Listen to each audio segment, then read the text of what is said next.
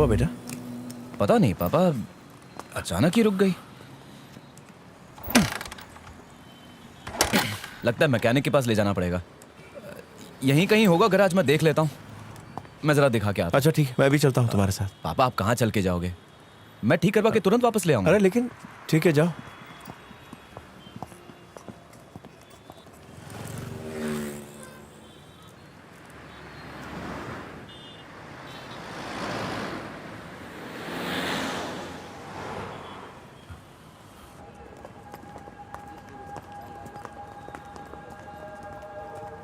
आप सभी का इस अवार्ड शो में स्वागत है। तो आइए दोस्तों, पहली फोटो देखते हैं जो कि एक टाइगर की है। ये रही आपके सामने।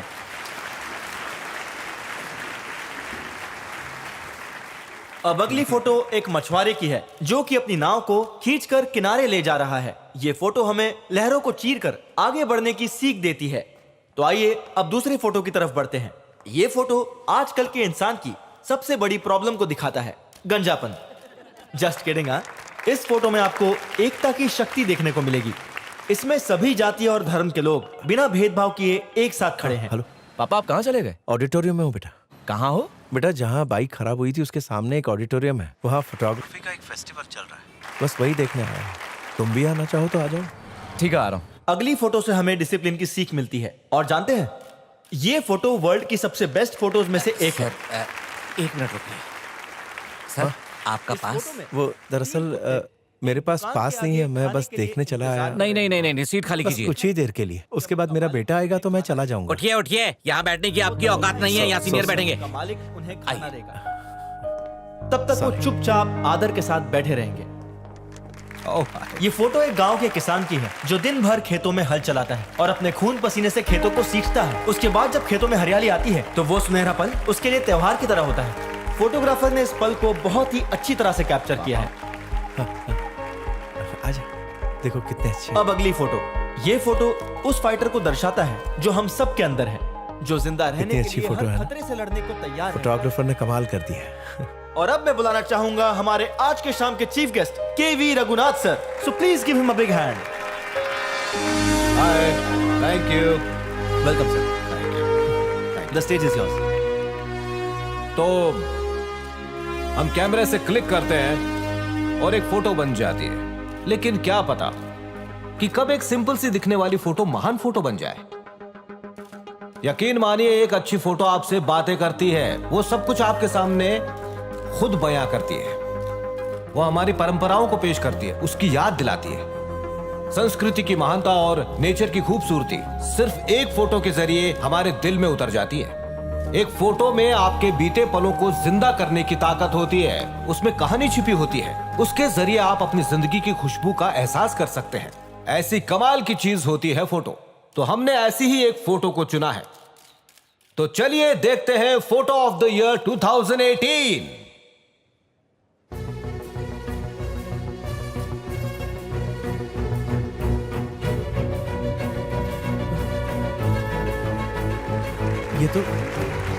ये तो मेरी खींची हुई फोटो है। ये यहाँ किसने भेजी? तुमने?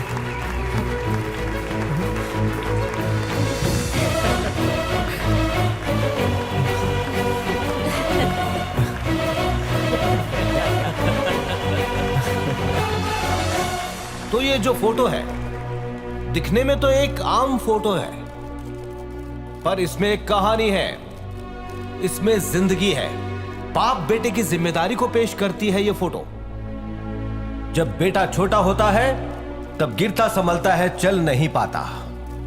उसका पिता उसे उंगली पकड़कर चलना सिखाता है। फिर जब बाप बूढ़ा होता है तब उसका वही लायक बेटा उसका सहारा बनता है। जिस महान फोटोग्राफर ने ये फोटो ली थी, अब उसे बुलाते हैं the best photographer of the year 2018, mister के श्रीधर राव।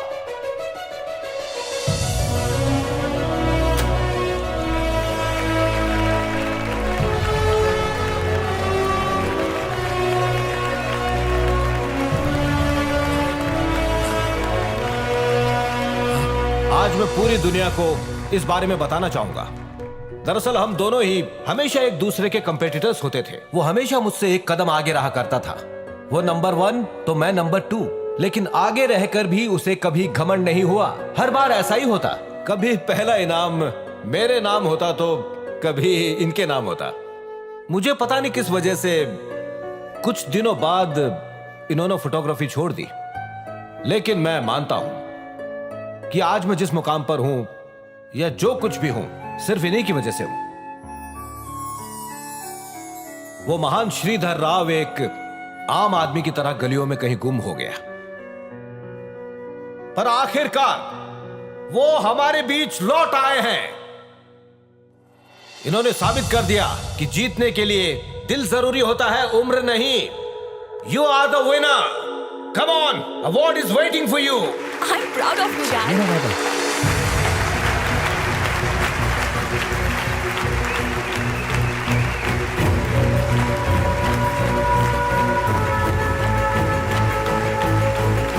आज मैं बहुत खुश हूँ। बहुत बहुत मुबारक हो।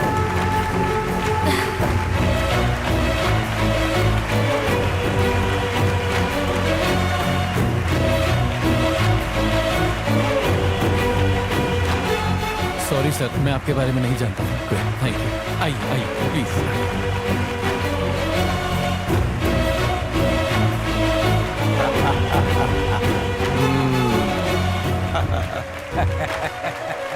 I am so happy. Congratulation. Thank you. शुक्रिया।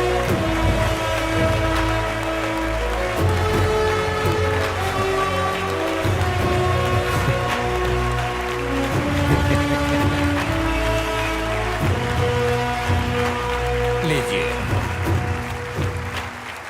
a few words। मैंने स्टेज पर आपको कभी कहना कुछ पड़ेगा। बोला। ये लीजिए।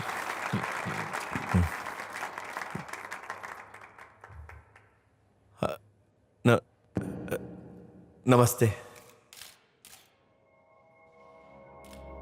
फर्स्ट टाइम लाइफ में स्टेज पर खड़ा होकर बोल रहा हूं, कुछ गलती हो जाए तो माफ कर दीजिएगा। जब मैं छोटा था तो मां गुजर गई। उनकी यादों के लिए उनकी फोटो भी नहीं थी मेरे पास, एक भी फोटो नहीं। तब पहली बार मेरे अंदर फोटोग्राफी का शौक जागा। मेरी ख्वाहिश थी कि मैं इससे अपना करियर बनाऊं, किसी महान फोटोग्राफर की तरह फोटोग्राफी की दुनिया का चमकता तारा बनूं, दुनिया की हर खूबसूरती कैमरे में कैद करूं। जो मेरी आंखों ने देखा है उसे आपके दिलों तक पहुंचा सकूं। लेकिन जिंदगी ने यह सब छीन लिया और मुझे फैक्ट्री का मामूली मैकेनिक बना दिया। मेरे सारे सपने टूटकर बिखर गए। इस सब के बावजूद अगर आज मेरी जिंदगी का सपना पूरा हो रहा है, मुझे यह अवार्ड मिल रहा है, तो सिर्फ मेरे बेटे की बदौलत। अरे श्रीधर सुन ना, क्या यार? हमें स्टील कंपनी में जॉब मिल गई है। ये रहा अपॉइंटमेंट लेटर, इस हफ्ते ज्वाइन करना है। ओह, मुबारक हो भाई। भगवान का शुक्र है, अब सारी परेशानियां दूर हो जाएंगी।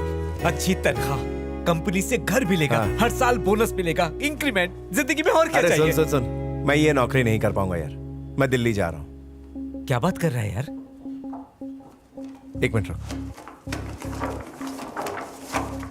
ये देख, नेशनल जियोग्राफिक। मैंने ना कुछ फोटो भेजे थे जो उन्हें बहुत पसंद आए। उन्होंने लेटर भेजा है, मुझे उनके साथ जाकर काम करना है। 4 दिन में दिल्ली पहुंचना है। सैलरी कितनी मिलेगी? सैलरी इतनी जल्दी बड़ी सैलरी तो नहीं देंगे वो। पहले साल फ्रीलांसर के तौर पर काम करना पड़ेगा, फिर परमानेंट कर देंगे। उसके बाद कोई टेंशन नहीं। तुम पागल हो गए हो क्या?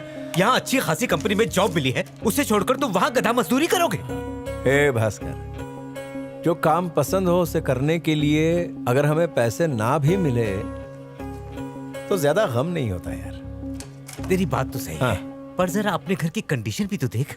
अगर तू वहाँ बिना सैलरी के काम करेगा तो यहाँ भाभी, तेरा बेटा। उन्हें जाने दीजिए भाई साहब, फोटोग्राफी में इनकी जान बसती है। ये खुश रहेंगे तो हम भी खुश रहेंगे। आप तैयारी कीजिए, 1 साल तो बहुत जल्दी बीत जाएगा। गांव में जो 2 एकड़ जमीन है उसी के सहारे दिन कट जाएंगे।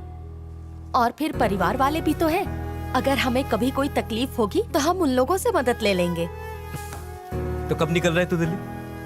इसी शुक्रवार को। बेफिक्र होके जा, इनकी देखभाल के लिए मैं हूँ यहाँ। Thank you, thank you. नहीं, ऐसी बात नहीं है।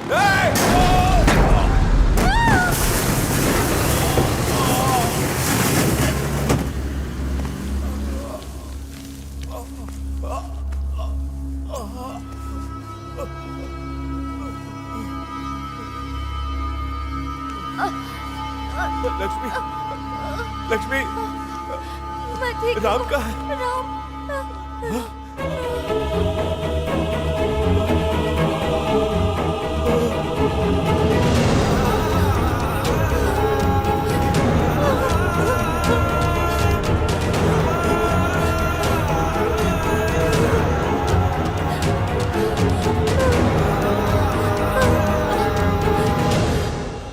हे भगवान, मेरे बेटे को बचा ले।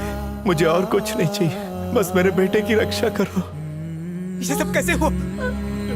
आप ठीक है ना? सर में गहरी चोट लगी है, तुरंत ऑपरेशन करना होगा। आप पैसों का इंतजाम कीजिए। मैं अपना सब कुछ बेच दूंगा, पर अपने बेटे पर आंच नहीं आने दूंगा। सर, मेरा बेटा हॉस्पिटल में जिंदगी और मौत से लड़ रहा है। मुझे थोड़े अच्छे दाम देंगे तो मेहरबानी हो। जमीन का मार्केट डाउन है, इससे ज्यादा मैं और दे नहीं सकता। ये लीजिए, पूरे 2 लाख हैं, रखिए। ये लो 50,000 रुपए। जमीन बेचकर 2 लाख मिले, इसे मिलाकर 2.5 लाख हुए। ऑपरेशन के लिए 3 लाख चाहिए, 50 फिर भी कम है। मैं जो पैसे दे रहा हूँ उसका मुद्दल और ब्याज टाइम पे मिल जाना चाहिए, और अगर मुझे पैसे टाइम पे वापस नहीं मिले उसके बाद तुम्हारे साथ जो कुछ भी होगा मेरी कोई जिम्मेदारी नहीं होगी। जी ठीक है।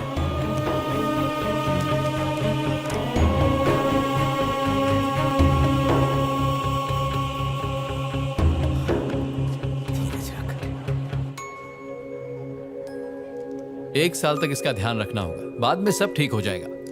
Okay doctor, thank you doctor, thank It's you so okay. Much. तू बहुत दयावान है भगवान, जो तूने मेरा बेटा मुझे लौटा दिया, वरना मैं इस त्याग की देवी को क्या मुंह दिखाता। 1 साल तो बहुत जल्दी बीत जाएगा। गांव में जो 2 एकड़ जमीन है उसी के सहारे दिन कट जाएंगे। अब से मेरा परिवार ही मेरी दुनिया है। उसके लिए मेरा सब कुछ लुट जाए तो भी मुझे कोई गम नहीं। उनकी हिफाजत के लिए मैं खुद को भी बेच सकता हूँ। मेरा मुद्दल और ब्याज टाइम पे मिल जाना चाहिए, मुझे बस यही कहना है। अगर मेरा शौक मेरे परिवार को तकलीफ दे सकता है तो मुझे नहीं चाहिए ऐसा शौक। अब से मेरा मकसद फोटोग्राफी नहीं है, मेरे परिवार की खुशियां हैं। अब मैं सब कुछ भुलाकर अपने परिवार के लिए जीऊंगा। उनके लिए मैं अपनी बचपन की ख्वाहिशों का गला तक घोट सकता हूँ, अपना सब कुछ कुर्बान कर सकता हूँ। मैं आज से फोटोग्राफी छोड़ दूंगा, अपने इन ख्वाहिशों को छोड़ दूंगा जो मुझे अपने परिवार से दूर ले जा रही है। ऐसी खुशियों का क्या फायदा जिनमें अपनों की तकलीफें छिपी हो। मैं उनके साथ ये अन्याय नहीं होने दूंगा। उनकी खुशियों को देख देख कर मैं अपनी जिंदगी गुजार लूंगा। ये मेरा आखिरी फैसला है।